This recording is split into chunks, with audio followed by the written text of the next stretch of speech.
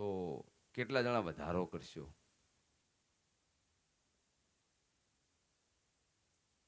કોઈને નહીં કરો.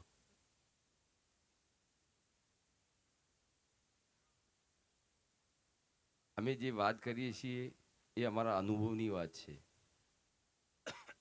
ઘણો ફાયદો છે દેશી ગાયના ઘી દૂધ છાશથી. ખાસ તો જે બાળકોનું ઇન્ટેલિજન્ટ પણ ખરું ને એ ખૂબ વધે છે. અને બધા આપણે ઈચ્છીએ છીએ કે બાળકોનો સર્વાંગી વિકાસ થાય.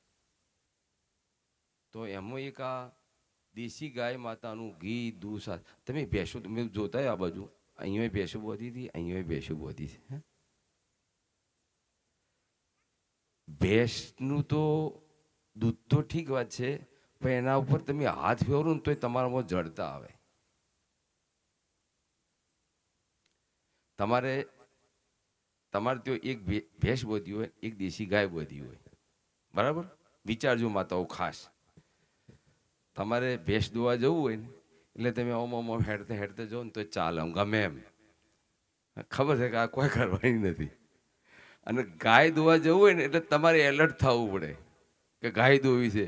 હે હાચવજો, શેકડું ન મારે, આ ન કરે તે કરે. હે શેણી હોય તોય કે ભાઈ નૂજણું મારો, બીજું તમે એલર્ટ થો છો ને.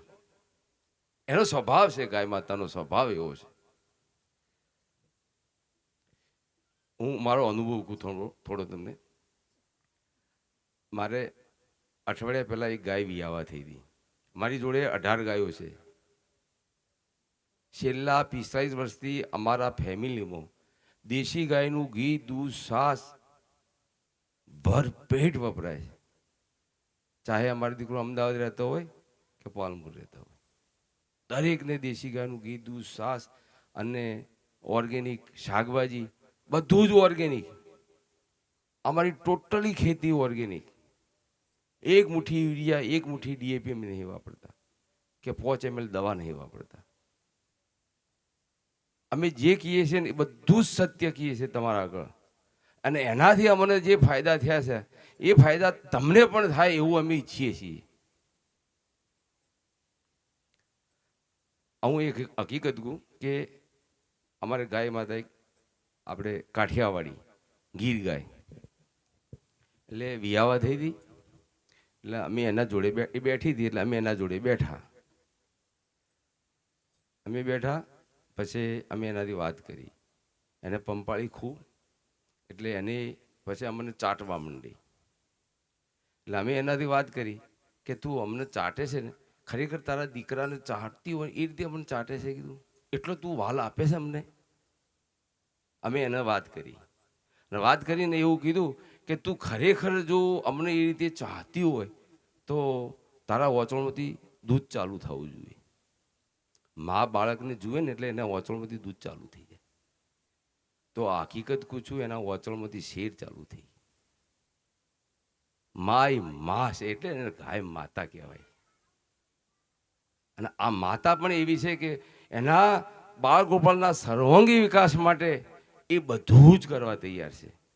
હવે એવી ગાય માતાનું જે તમને પણ તમારા દીકરા તરીકે ચાહે છે, એના દીકરા તરીકે ચાહે છે, તો એનું ઘી દૂધ છાશ તમે ખો તો એનો પ્રભાવ કેટલો બધો આવે. એટલે વસાવજો. તમને ગમે એવું ટેન્શન હશે, હા, અને તમે તમારી પાળેલી ગાય જોડે જશો ને તો તમારું ટેન્શન પણ દૂર થઈ જશે. આ પણ એક હકીકત છે. અમારે 12 વર્ષ પહેલાં અમે એક ચોદરવાથી કોંકરી જ ગાય લાવેલા. એનું નામ પાડેલું ચોંદરવી. 8 લીટર દૂધ આપે ને 8 ફેટ આવે. પહેલી વહેલી આવી ઓગણે ગાય આવેલી. અમે એને તો બહુ સરસ રીતે રાખીએ. અને એક દિવસ અમે પંપાળીને થોડા દૂર ગયા, એટેક આવ્યો, ગાય મરી ગઈ.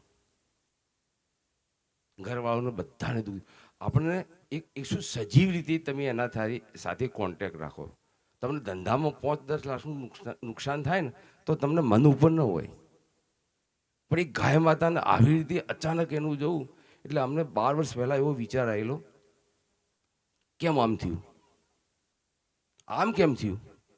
પછી અંદરથી એક સૂર આવ્યો, અંદરથી એવો થયો કે તમારા ફેમિલી ઉપર કોઈ આફત આવવાની હોય અને એને એના ઉપર લઈ લીધી, આવો એક ભાવ થયો અમને અંદરથી, આવો સ્પષ્ટ અવાજ આવ્યો.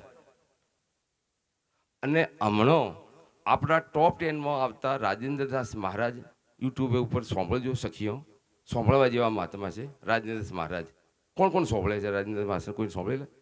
બહુ જોરદાર છે એમનો, એક શબ્દ આગો પાછો ના આવે, અને શાસ્ત્રોનું એટલું બધું જ્ઞાન છે એમનું.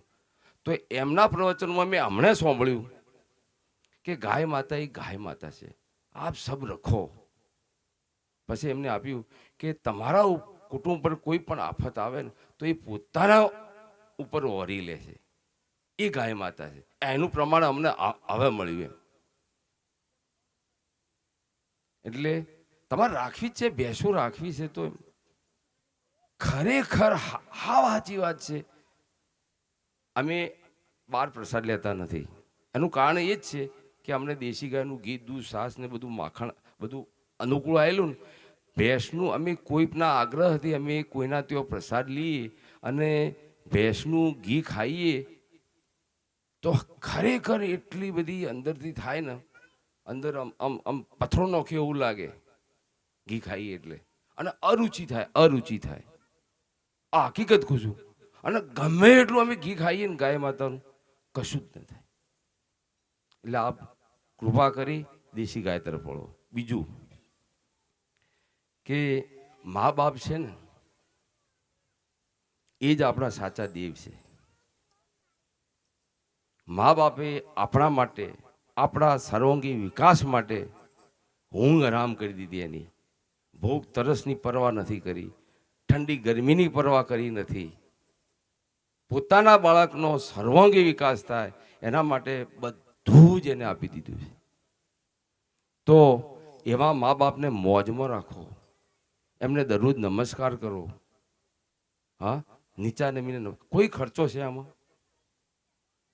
હા, એમને એમને ઠંડક થવી જોઈએ, આપણા પ્રત્યે થોડી ઠંડક થવી. તમે ગમે એટલી રામધૂન કરો, નામ જપ કરો કે ગમે તે કરો, ધ્યાન કરો, તીરથ કરો, પણ મા બાપની અવગણના કરશો તો તમને શાંતિ નહીં મળે. ઈશ્વરી નિયમ છે કે જેને પોતાના બાળકો માટે સર્વસ્વ હોમી દીધું અને તમે એની અવગણના કરો તો ઈશ્વરી નિયમથી વિરુદ્ધ થાય. અને ઈશ્વરી નિયમથી વિરુદ્ધ તમે જે કંઈ પણ કરો તો એમને તમને શાંતિ ન મળે. મા બાપને અથવા જેઠ છે આપણા તો જેઠને નમસ્કાર કરો, જેઠાણી નમસ્કાર કરો, મા બાપને, સાસુ સસરાને, બધાને નમસ્કાર કરો. તો આવા વડીલોને નમસ્કાર કરતા એવા કેટલા જણા છે? ઓગળી ઊંચી કરો તો.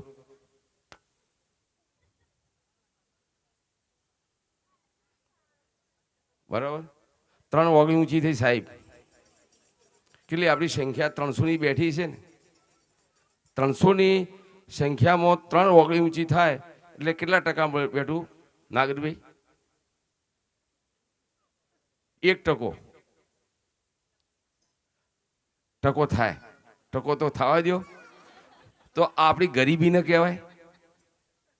આપણી ગરીબી ન કહેવાય? હા, એમાં શરમ આવે છે? શું થાય છે એમ? કોઈ ખર્ચો છે એના માટે? હા, બોલો હવે કેટલા જણા ઊંચી કરશો? ઓકળી ઊંચી. હવે શરૂઆત, હવે આપણે ચાલો, હવે જાગ્યા ત્યાંથી સવાર. હવે કેટલા જણા કરશો આજથી? 1 2 3 4 5 6 7 8 9 10 11 12. ઓહો હો હો, સારી થઈ, સારી થઈ. 20 થઈને તો અમને એમ થયું કે ભાઈ ટકાવારી કેટલી થઈ નાગરભાઈ? 6% થઈ, 7% બેઠું. બરાબર. બીજું કે આપણે આ પ્રસંગે ભેગા થયા તો આપણા માટે કેટલી સુંદર વ્યવસ્થા કરી. હા, મસ્ત ગાદલા પાથર્યા, બેઠા હોય તો ગંગાજળ આવે, બેઠા તો પાણી આવે. હા, અને સરસ મજાનો પ્રસાદ મળશે. તો પ્રસાદનો કોઈને બગાડ નહીં કરવાનો. માતાઓ, માતા સાંભળો, અમને થોડું ડિસ્ટર્બ થાય, થોડું મગજ અમારું બરાબર નહીં. કોઈ વાત કરે ને એટલે મગજ થોડું પેલું થઈ જાય છે, એટલે વાતમાં મજા નહીં આવતી. અને તમને ન ગમે તો આપણે બંધ કરી દઈએ, એટલે વાતો કરો. જો આપણે તો એક ફેમિલી છે, એ રીતે આપણે બધા બેઠા છીએ. હા, હું તમારો વડીલ છું, તમારો ભાઈ છું, તમારો દીકરો છું, એ રીતે જ જોવાનું છે બધું. એક જ ફેમિલી છે. એ રીતે આપણી ભૂલચૂકો કંઈ હોય તો સુધારી દેવાની. હા, કોઈ નાનું નથી, કોઈ મોટું નથી, બધા સમાન છે. દરેકમાં આત્મા એક જ છે, દરેકનું ચૈતન્ય એક જ છે. રામધૂનમાં મજા આવે છે, ખરેખર આવે છે. કેટલા જણાને આવે છે આનંદ? બધાને આવે છે. કેમ આનંદ આવે છે? તમે એનો સૂક્ષ્મ વિચાર કરો. કેમ આનંદ આવે છે? હા, તમે જે આપણી જે માયાજાળ છે ને, કે જે બધું આ છે ને, એ ભૂલાય છે. અને એ ભૂલાય છે અને તમે તમારા સ્વરૂપ તરફ ગતિ કરો છો. તમારું આપણું દરેકનું સ્વરૂપ ચૈતન્યમય છે, આનંદમય છે, શાંતિમય છે. અને એના તરફ આપણી ગતિ થાય એટલે આપણને આનંદ મળે. જાણે અજાણે, ખબર છે કે નથી, પણ આપણું ચૈતન્ય એ રીતે પરમાત્મામાં ચૈતન્યમાં ઝબકોળાય છે અને એમાંથી આપણને શાંતિ મળે છે અને આનંદ મળે છે. તો આપણી વાત હતી કે પ્રસાદની, તો પ્રસાદનો કોઈએ બગાડ નહીં કરવાનો, કારણ કે બગાડમાં કોઈ વાતે ફાયદો નથી. હા, અહીંયા પ્રસાદ જો વધશે તો કોઈના મોઢે જશે, કામ આવશે.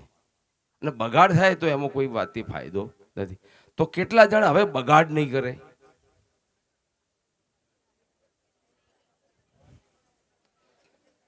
જુઓ સાહેબ, 99% ઓગળી ઊંચી થઈ.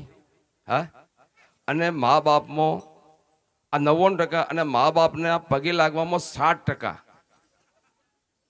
આ હિસાબ કોઈ ભૂલ થતી હોય તો કહેજો. તો આ વ્યાજબી છે? તો એના તરફ ગતિ કરો આપ સૌ. બીજી વાત કરીએ કે ખોળનો ઉપયોગ મત કરો. અત્યારે શીરો બનાવ્યો કે ચૂરમો બનાવ્યો, કોઈ ખોળમાં બનાવવું જરૂરી છે? ગોળમાં બને, અને દેશી ગોળમાં, વ્હાઈટ ગોળ નહીં. તો એમાં આપણી રોગ પ્રતિકારક શક્તિ વધે છે. તો બને એટલો માતાઓ ખાસ હા દેશી ગોળનો ઉપયોગ કરો, ખોળનો ઉપયોગ ટાળો. બીજું કે તમે પ્રસાદ બનાવો છો તો પ્રસાદ બનાવતી વખતે ભગવાનનું નામ સ્મરણ કરો. નવરતો છો જ ને, એ તો કામ કરે જાય છે હાથ, એનું કામ. તમે દોહન કરો છો ગાયનું કે ભેંસનું, એ વખતે પણ પરમાત્માનું સ્મરણ રાખો. અને પ્રસાદ બનાવતી વખતે તો ખાસ એના પરમાણુ આખા બદલાઈ જશે પ્રસાદના, અને જે ખાશે ને એનો ઉદ્ધાર થઈ જશે. બીજું, વરસાદી ટોકનો ઉપયોગ કરો. અંડરગ્રાઉન્ડ ટોકો બનાવો. કેટલા ટોકો છે આપણા પંથકમાં? અહીંયા 1 છે, 2 છે, 3. તો આમ કેવું લાગે તમને ગંગાજળ? હા, એ જ વાપરો છો તમે કાયમી માટે. કેટલો ટાઈમ થયો તમને બનાવે? 8 વર્ષથી. તો તમારે આજે એ સંકલ્પ લેવાનો છે કે આ વર્ષમાં તમારે 9 ટોકો બનાવવાના.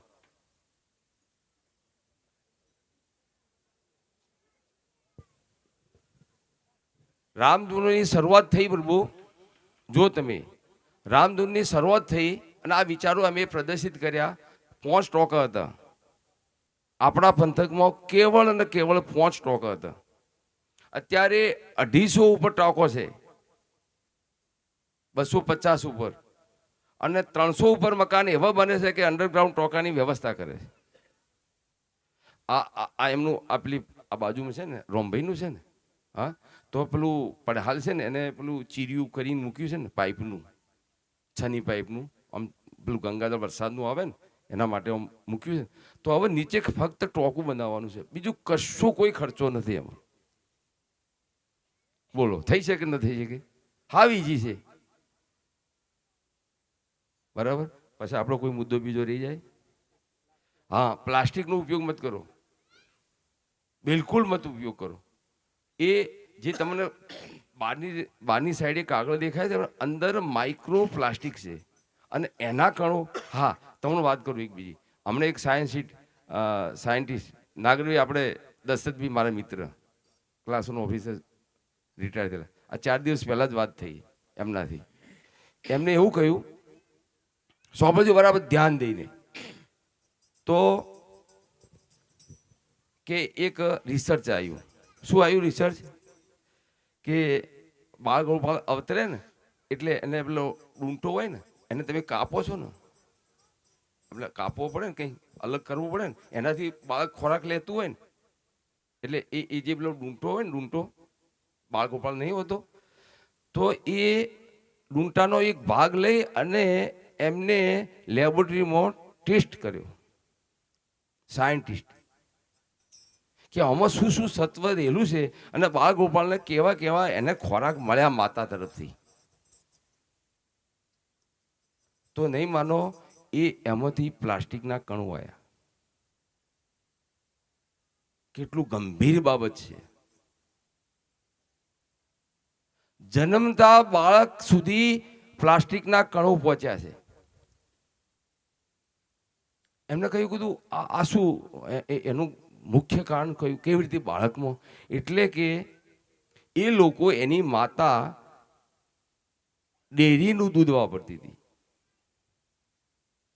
હવે લાખો લીટર દિવસનું દૂધ વપરાય છે, પ્લાસ્ટિકમાં પેક થાય છે. એ પ્લાસ્ટિકની થેલી કપાય છે, એમાં પેક થાય. તમે કોઈ જોવા ગયા છો કે કેવી રીતે સફાઈ થાય છે? ખોટી વાત છે. તો એમાં સૂક્ષ્મ જે નરી આંખે ન દેખાય એવા પ્લાસ્ટિકના કણો દૂધમાં આવે છે અને એ માતાના ખોરાક દ્વારા એ બાળક સુધી પહોંચ્યા. બીજું પણ એક રિસર્ચ છે કે 22 જાતના કેમિકલ ડેરીના દૂધમાં ઉમેરવામાં આવે છે. જે ગ્રાહકમાંથી દૂધ લેવામાં આવે છે એ અઠવાડિયે આપણા ત્યાં પહોંચે છે, એક અઠવાડિયે. તો અઠવાડિયા સુધી સારું રહે એ માટે એમાં કેમિકલ મિક્સ કરવામાં આવે છે. આ સ્પષ્ટ વાત છે. અને દૂધ તમે લાખો લીટર પેક હોય, બધાનો કલર એક જ. તમે 4 ભેંસ દોતા હશો તો એનો કલર થોડો થોડો અલગ આવે. તો આ એક જ કેમ કલર? તો એના માટે પણ કેમિકલ ઉમેરવામાં આવે છે અને 10 દિવસ ટકી શકે એ માટે પણ કેમિકલ. તો 22 પ્રકારના કેમિકલ યુક્ત આપણે દૂધ પીએ છીએ. એટલે મહેરબાની કરી, જેને વ્યવસ્થા ન હોય તો એવું ઘરાવ દૂધ પીવો. દેશી ગાયનું મળે તો ઉત્તમ છે, પણ બીજું પણ તમે લો ને તો ઘરાવ લો, બજારમાં કોઈ વસ્તા હોય બીજું. અને ખરેખર તો એક માનસિકતા છે. આ છોટી છોટી સખીઓ છે, તો આપણે ગર્વ લેવો છે તો એવો ગર્વ લ્યો ને, હા, કે હું દેશી ગાય રાખું છું અને મારા પરિવારમાં, મારા બાળ ગોપાળમાં હું દેશી ગાયનું દૂધ આપું છું.